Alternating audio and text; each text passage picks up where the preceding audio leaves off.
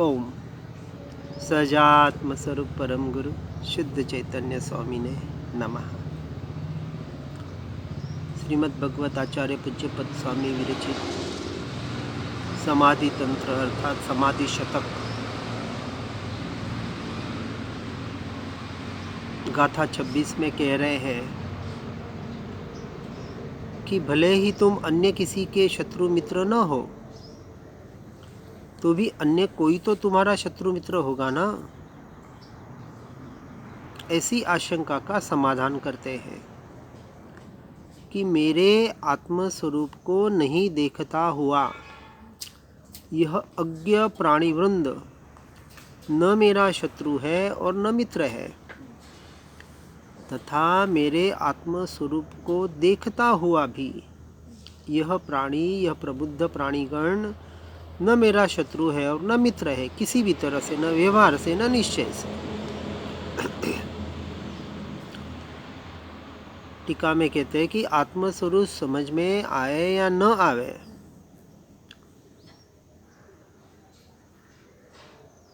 तो भी यह लोक मेरे प्रति शत्रु मित्र भाव कैसे करे, कर ही नहीं सकता, हो ही नहीं सकता। अज्ञानी जन तो मेरे आत्मा को देखते जानते नहीं। मेरा आत्म स्वरूप अतीन्द्रिय होने से उनकी इंद्रियों के अगोचर है, इसलिए वे मेरे विषय में शत्रु मित्र की कल्पना किस प्रकार कर सकते हैं। अर्थात वे शत्रु मित्र की कल्पना भी देह तक कर सकते हैं, मुझ आत्मा तक तो पहुंच ही नहीं सकते। वे मेरे जड़ शरीर को ही देखते हैं और शरीर से अत्यंत भिन्न मेरा आत्मा तो उन्हें तो दिखाई नहीं देगा। अतः भले ही वे मेरे शरीर को शत्रु मित्र माने, मुझे अर्थात मेरी आत्मा को उससे क्या, एनाथी मारे शू। ज्ञानी जन मेरे शुद्धात्म स्वरूप को यथावत जानते होने से, अर्थात कोई मुझे अपना शत्रु माने या मित्र माने, इससे भी मुझे कोई फर्क नहीं पड़ेगा। इसलिए कोई मित्र माने उस पर राग नहीं करें और कोई शत्रु माने उस पर द्वेष न करें। सारा कर्मों के उदय का खेल मात्र है और कुछ भी नहीं है। और जो शुद्धात्म स्वरूप को जानते हैं उनमें राग द्वेष आदि का अभाव है, इसलिए उनमें मेरे प्रति शत्रु मित्र भाव किस प्रकार हो सकता है। किसी को मेरे प्रति हो तो हो, न हो तो न हो, उससे मुझे कुछ लेना देना नहीं है। और मैं आत्मा हूँ और मैं शरीर आदि नहीं हूँ, इसलिए मेरे तो कोई शत्रु और मित्र हो ही नहीं सकते। इस प्रकार ज्ञानी अथवा अज्ञानी कोई जीव न मेरे शत्रु है न मेरे मित्र है। ऐसे अंतरात्मा को बहिरात्मापने के त्याग का और परमात्मापने की प्राप्ति का उपाय दर्शाते हुए आगे गाथा 27 में कहते हैं कि इस प्रकार से बहिरात्मपने को छोड़कर, अर्थात परद्रव्यों से अपने दृष्टि को हटाकर उसके निमित्त से होने वाले मोह राग द्वेषादि भावों से भी दृष्टि हटाकर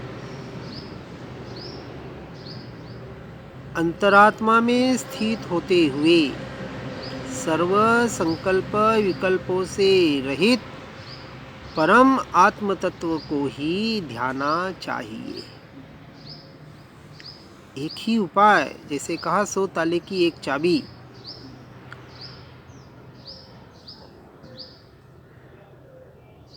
प्रथम तो जीव को बहिरात्मापने का त्याग करना है,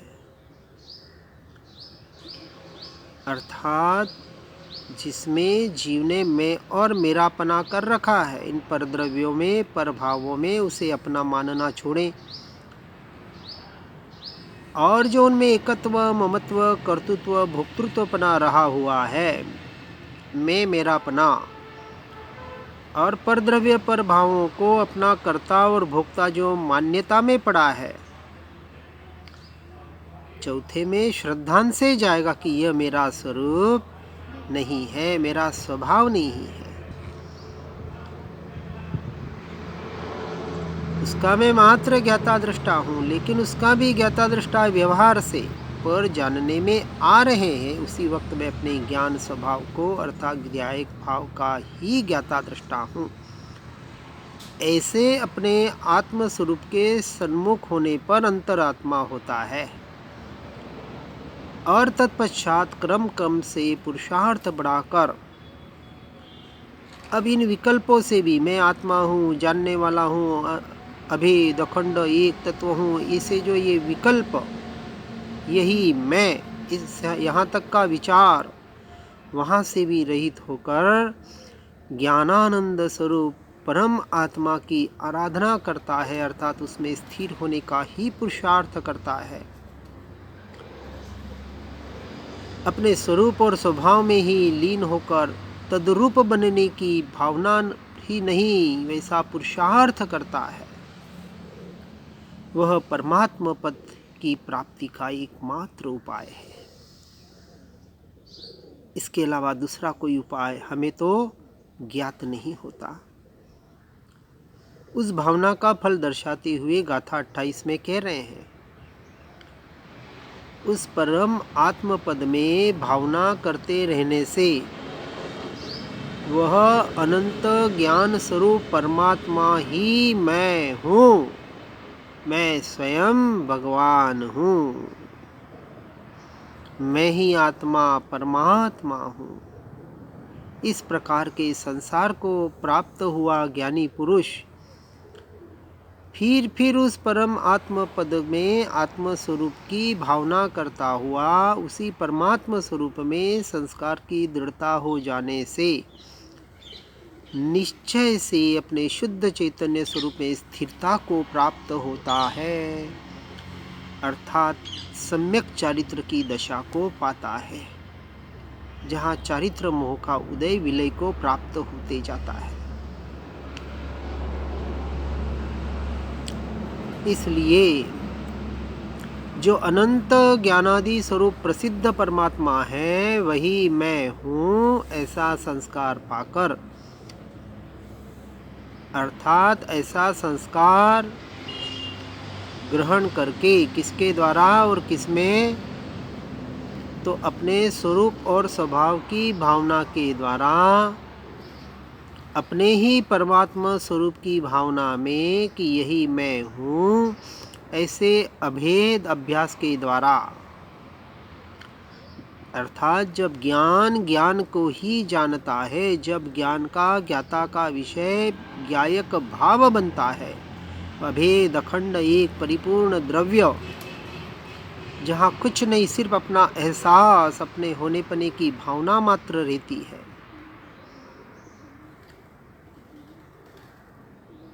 उसकी बारंबार भावना से, उसके ही संस्कार दृढ़ के कारण, अविचल भावना के कारण ध्याता वास्तव में आत्मा में स्थिति पाता है, अर्थात प्राप्त करता है, और इस अचलता व अनंत ज्ञानादि चतुष्टय रूपता को प्राप्त करता है।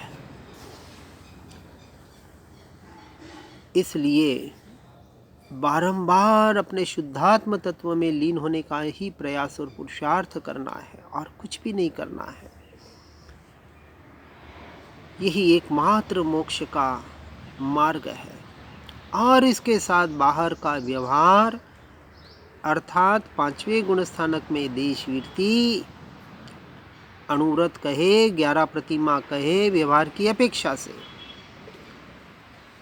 और 6ठे गुण स्थानक में सर्ववीरती, पंच महाव्रत, 28 मूल गुण का पालन,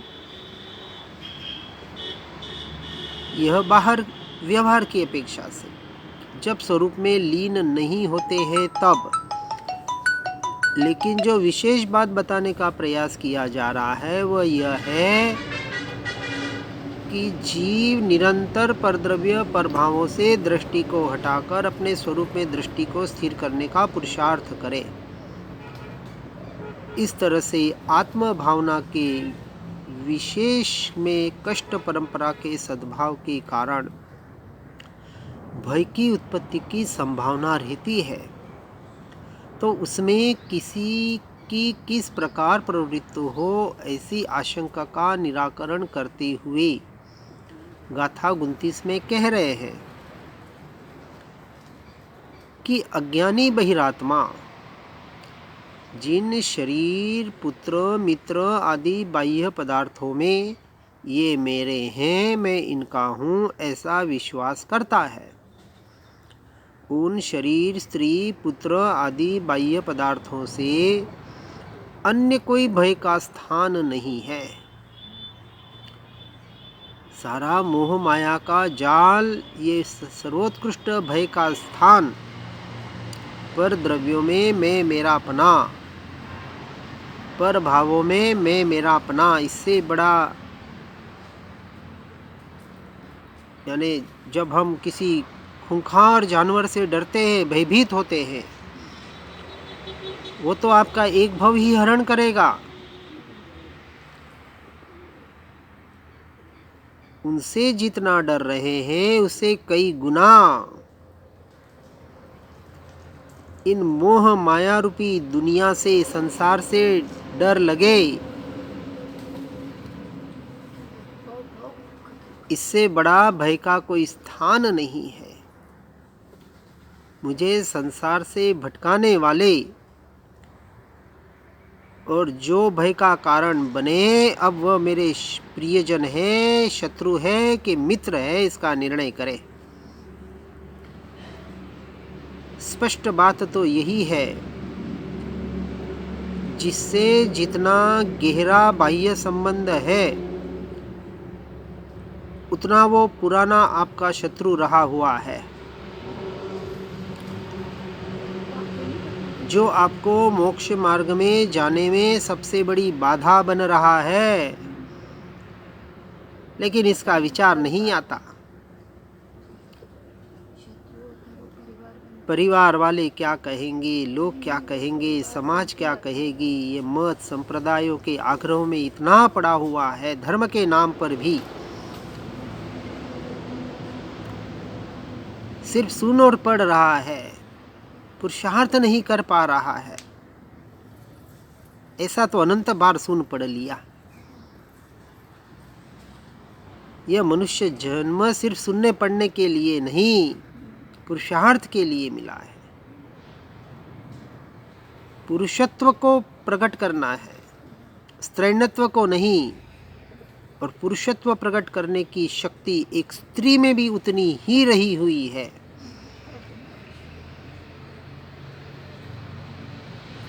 भावलिंगी मुनि बन सकते हैं या नहीं, इस चर्चा में न पड़ते हुए, अरे 5वें गुण स्थानक के अंत तक तो जा सकते हैं ना, उतना तो प्रयास करो और वहां रहकर अपने आत्मा में लीन होने का पुरुषार्थ तो करो। अभी अंतर्मुहूर्त नहीं रह पा रहे हैं, कोई बात नहीं।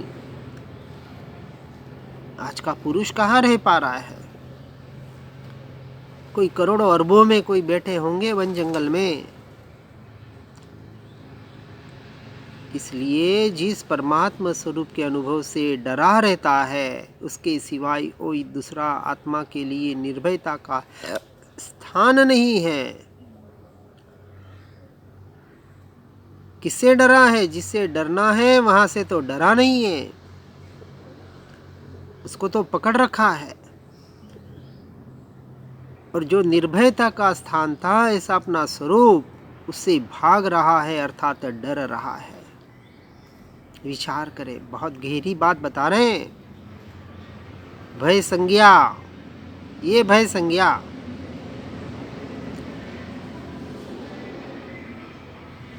टीका में कहते हैं कि मूढ़ आत्मा अर्थात बहिरात्मा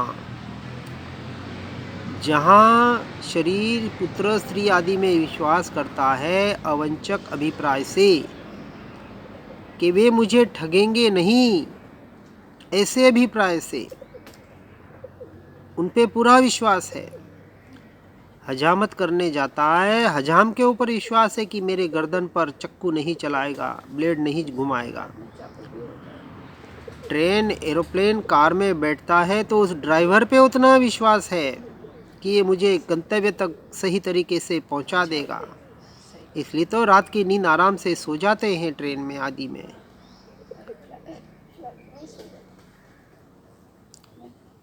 अन्य पर इतना विश्वास और परमात्मा महापुरुष पुकार पुकार कर कह रहे हैं कि अपने अस्तित्व का श्रद्धान कर, पर द्रव्य पर भावों से हट जा, हटना ही होगा, इसके अलावा चारा नहीं है। अरे श्रद्धान तो बहुत दूर की बात, अभी हमारा सच्चा विश्वास भी नहीं है। विचार करना, आत्मा की बातें सुनने से विश्वास नहीं होता है, परिणमन के द्वारा विश्वास होता है, श्रद्धान दृढ़ होता है। वे मेरे और मैं उनका, ऐसी अभेद बुद्धि करता है अज्ञानी। जो सुन पढ़ नहीं रहे हैं उनकी तो बात अलग, सुनने पढ़ने वाले अज्ञानता को हटाने का कितना पुरुषार्थ कर रहे हैं और स्वरूप रमणता का कितना पुरुषार्थ कर रहे हैं। दोनों बात साथ में चलेगी। सिक्के के दो पहलू ही होते हैं,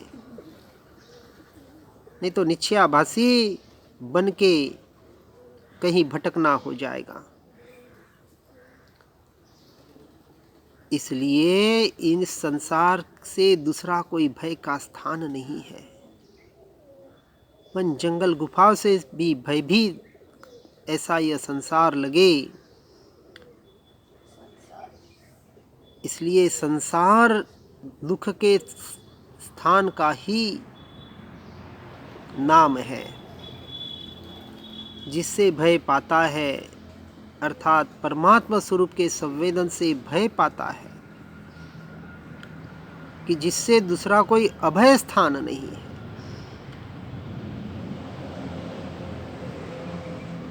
यदि अभय स्थान लगे तो एकमात्र उसी का आश्रय ले। जहां हमें सुरक्षित पना महसूस होता है उसी का हम आश्रय लेते हैं। माता पिता का, पति पत्नी का, घर का, या जिस स्थान का हम आश्रय लेते हैं व्यवहार से, कि जहां हमें भय न हो। स्वरूप का आश्रय लेने में डर लग रहा है, संसार छूट जाएगा, हमारे विषय भोग छूट जाएंगे, मेरे बुढ़ापे में ध्यान कौन रखेगा, भयभीत हो रहा है, इसलिए तो पड़ा है संसार में। वॉचमैन बनकर, घर का चपरासी बनकर,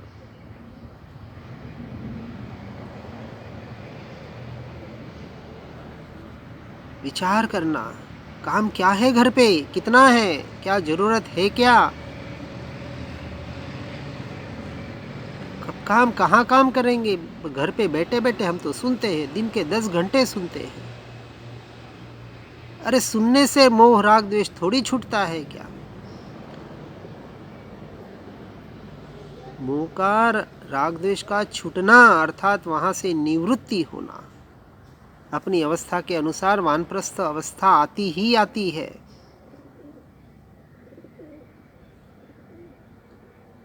अपनी अवस्था के अनुसार विचार करना। इसलिए शरीर पुत्रादि जो भय का स्थान है, दुख का कारण है, उनमें बहिरात्मा आत्मबुद्धि करके विश्वास कर रहा है और परमात्मा स्वरूप जो निर्भय स्थान है, परम शरण रूप है और परम सुख का कारण है, उसके संवेदन को कष्ट रूप मान रहा है। कहते हम तो कष्ट रूप नहीं मान रहे, उसी को सुन पढ़ रहे हैं। तो कष्ट रूप नहीं मान रहे हैं तो संसार में क्या कर रहे हैं?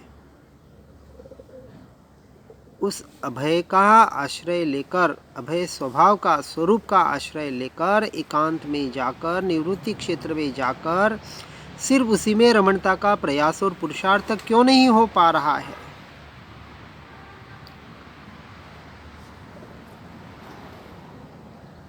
जैसे पित्त ज्वर वाले रोगी को मीठा दूध भी कड़वा लगता है,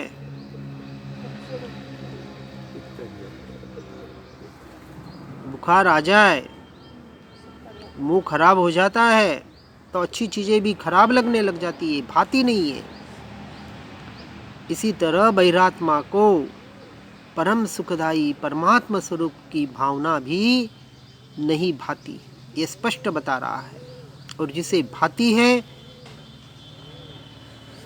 वो नियम से उनके जीवन में वैराग्य आता ही आता है। इसलिए ज्ञान का फल वीरति कहा, जो वितरागता का कारण बनता है। यदि वितराग बनना है तो दूसरा कोई उपाय नहीं है।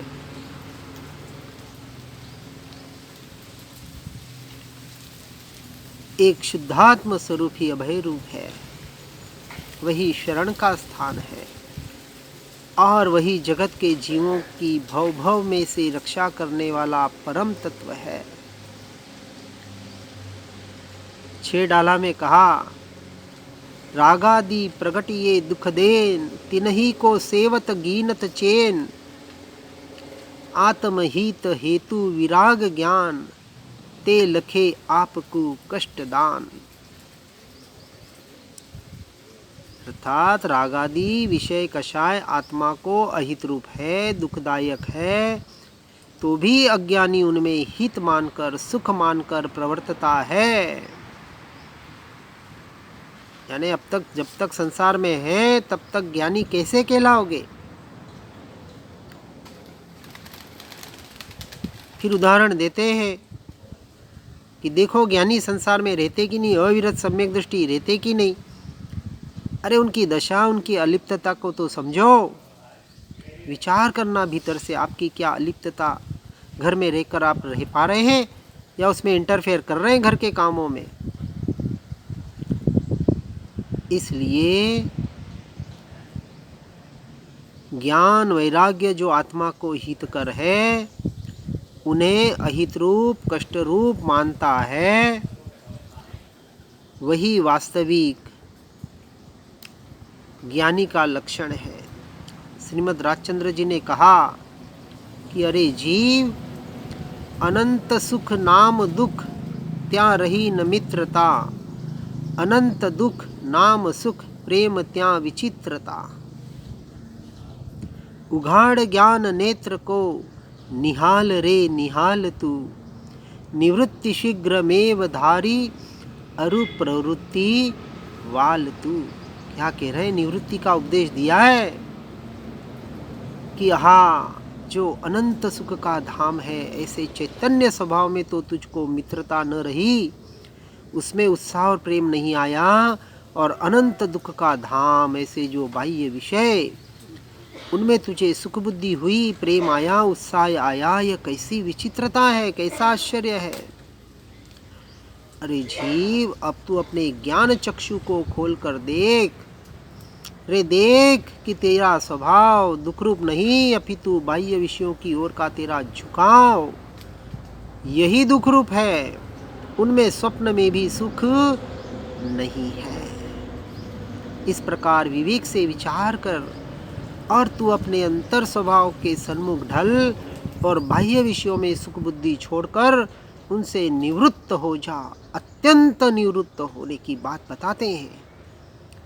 और नित्य निर्भय स्थान और सुख का धाम जो तेरा आत्मा है, स्वरूप है, स्वभाव है, उसी का आश्रय कर।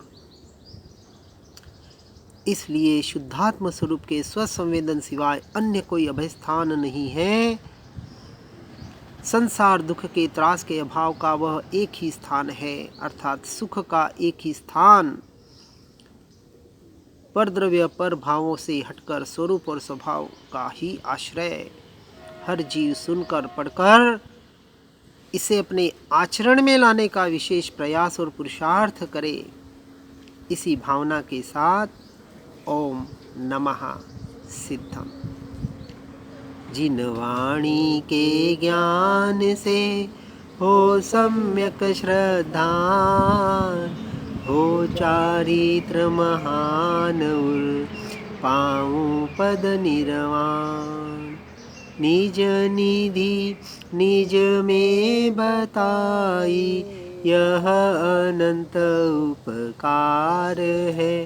इसके लिए जिन वाणी माँ को वंदना शतवार है, वंदना शतवार है। ओम नमः सिद्धम।